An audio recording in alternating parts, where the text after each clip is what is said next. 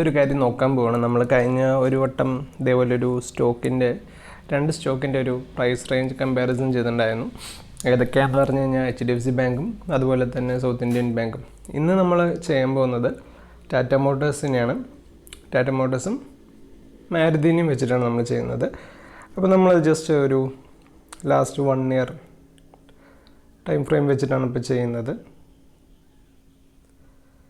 അപ്പോൾ ഇതിൻ്റെ market cap എന്ന് പറയുന്നത് നമുക്കിവിടെ കാണാൻ പറ്റും, ഗ്രാഫ്സ് എങ്ങനെയാണ് പോകുന്നതെന്നുള്ളത്.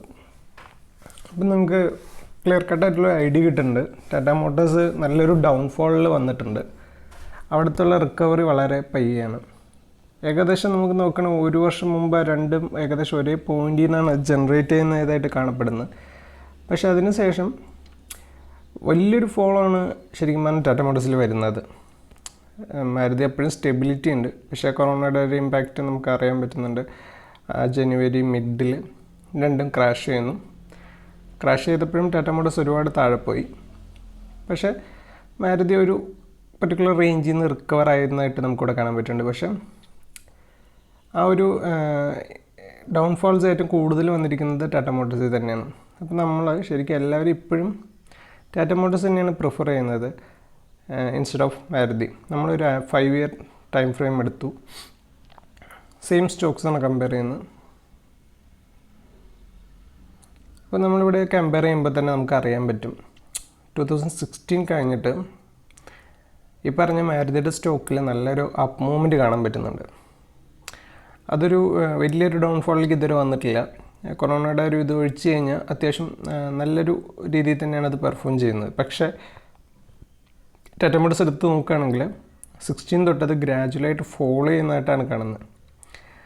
എന്നിരുന്നാൽ കൂടി ഇൻവെസ്റ്റേഴ്സ് ഒരു ഫോളിങ് നൈഫായിട്ടുള്ള ടാറ്റ മോട്ടോഴ്സിലാണ് ഇപ്പോഴും ഇൻവെസ്റ്റ് ചെയ്യുന്നത്. കാരണം നമുക്കറിയാം, ഒരു 400 റേഞ്ചിൽ 2016 ഉണ്ടായിരുന്ന സ്റ്റോക്ക് ഇപ്പോൾ ട്രേഡിങ് അണ്ടർ 107 റേഞ്ചാണ്. ലാസ്റ്റ് കൊറോണയുടെ ഇമ്പാക്റ്റ് കൊണ്ട് 65 റേഞ്ച് വരെ പോയതാണ്. സ്റ്റിൽ ടാറ്റ മോട്ടോഴ്സിലാണ് കൂടുതൽ ആൾക്കാരും പ്രിഫർ ചെയ്യുന്നത്. അതായത് കയറിപ്പോകുന്ന സ്റ്റോക്കായിട്ടുള്ള മാരുതിയിൽ ആൾക്കാർ അത്രയ്ക്ക് ഇത് കാണിക്കുന്നില്ല. 2 കാര്യമുണ്ട്. ഒന്നാമത്തെ അതിൻ്റെ പ്രൈസ് റേഞ്ച് കൊണ്ടായിരിക്കാം ഒരുപക്ഷെ അവർ ആ പർട്ടിക്കുലർ സ്റ്റോക്കിൽ നിന്ന് മാറി നിൽക്കുന്നത്. ഒരു 6000 റേഞ്ചിൻ്റെ അടുത്തുണ്ട് മാരുതിയുടെ പ്രൈസ്.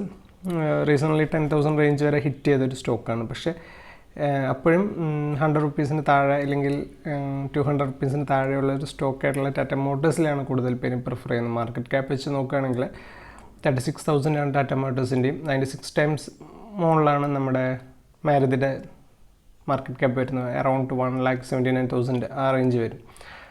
അപ്പോൾ നമ്മളൊരിക്കലും ഒരു ഫാളിംഗ് നൈഫ് പോലെയുള്ള സ്റ്റോക്ക്, അതായത് ഡൗൺ ട്രെൻഡ്, ഇത്രയും വർഷമായിട്ട് ഡൗൺ ട്രെൻഡ് വന്നുകൊണ്ടിരിക്കുന്ന സ്റ്റോക്കിൽ പ്രത്യേകിച്ച് ഒരു ടേൺ അറൗണ്ടും കാണാതെ നമ്മൾ ബ്ലൈൻഡായിട്ട് നമ്മുടെ ഇൻവെസ്റ്റ്മെൻറ്റ് അതിലിടുന്നതിനേക്കാളും നല്ലത് നല്ല രീതിയിൽ അപ്പ് മൂവ്മെൻറ്റ് കാണിക്കുന്ന സ്റ്റോക്കായ മാരുതിയിലേക്ക് സ്വിച്ച് ചെയ്യുന്നത്. കാരണം 4-wheeler സെഗ്മെൻറ്റിൽ മാരുതിയുടെ ഇമ്പാക്റ്റാണെന്ന് നമുക്ക് നന്നായിട്ട് അറിയാൻ പറ്റും.